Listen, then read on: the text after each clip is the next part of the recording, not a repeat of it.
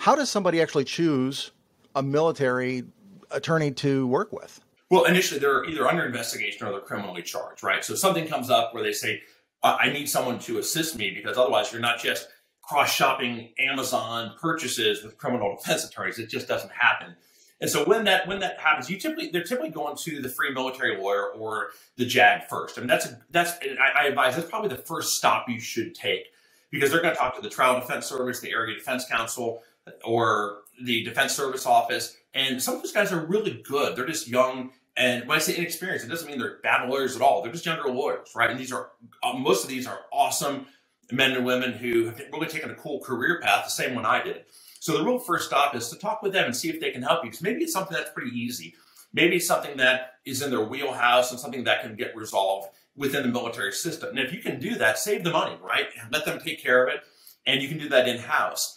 But there are certain offenses and there are certain things that can occur. I mean, you're talking sexual assault, drug trafficking, things where, let's say you're a staff NCO and you're potentially going to lose your career, which could translate to $1 million, $2 million, $3 million in retirement, something where you could be going to prison. If at that point you want to elevate and say, I really need to bring in a real expert here, someone that's been doing this for 10 or 15 plus years, then oftentimes that's when they start reaching out to try to find a civilian military attorney. So what they do is oftentimes, a lot of it's referral based. I mean, a lot of it's referral based. Sometimes they jump online and start looking through to see, who's out there, who's available, their reputations.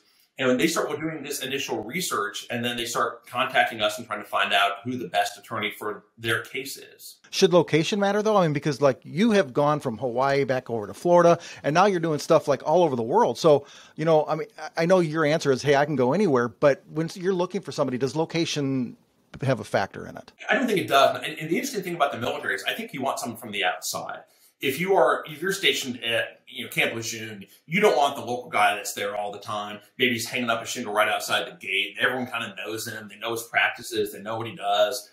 He's just one of the guys, so to speak. I don't think you want that. You really want to get an outsider. You want someone who is able to come in, fly in, get the job done, and get out, right? And so it doesn't matter where you're located or where we're located, as long as you can fund the travel. You have to be able to fund the travel. For example, I'm heading out. I've got the most insane trip coming up. I'm going to MCRD San Diego in about 2 weeks. There's a lot of local lawyers out there, maybe right outside the gate, but, we're very, very specialized. And so if I'm right outside of San Diego, maybe that's all the cases I take. But I want to have a global spectrum, right? And so I want to be able to have clients around the world and be able to take the best cases around the world, not just ones in San Diego, not just ones in Honolulu, not just ones at MacDill. And so literally, for us, talking about location doesn't matter. So I'm flying out to MCRD, Marine Corps Recruit Depot, San Diego. I've got a motions hearing out there. From there, I'm going to Seoul, Korea. It's going to be at Camp Humphreys. I've got a general court martial there. After that, I've got a BOI, a Board of Administrative Separation Board, essentially, for a chief warrant officer in Japan. And then from there, I've got a deposition out in Sevilla, Spain, which is kind of crazy. Like, we don't have a lot of depositions in the military, but I've got one in Spain. So talking about location doesn't matter. I'm literally going to go all the way around the world in about 3.5 weeks. And this is the second time in my life I've gone literally all the way around.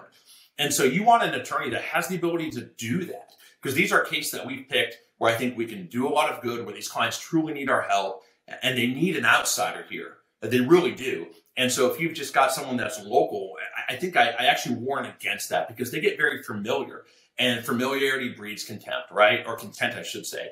You don't want the prosecutors to know your game plan. You don't want the prosecutors to know exactly who you are. You don't want to give away a lot of how you're going to do the case before you get in there. You want to be able to put the best team you have in, kind of insert them into that location, go and win and dominate, and get the hell out of Dodge. I'm not there to be everyone's friend. I'm not there to go to the O Club with them afterwards. I'm not there to drink a beer and PT with them anymore. I'm there to win the case. And so location, in my mind, really doesn't matter, because I'll take a case anywhere in the world, number one, as long as it's the right case. And of course, the client has to be able to fund the travel, because traveling from Tampa to Japan or Tampa to Korea or Spain, I mean, it's not inexpensive, right? And so there has to be the ability for the client to do that, but all that gets worked out right up front.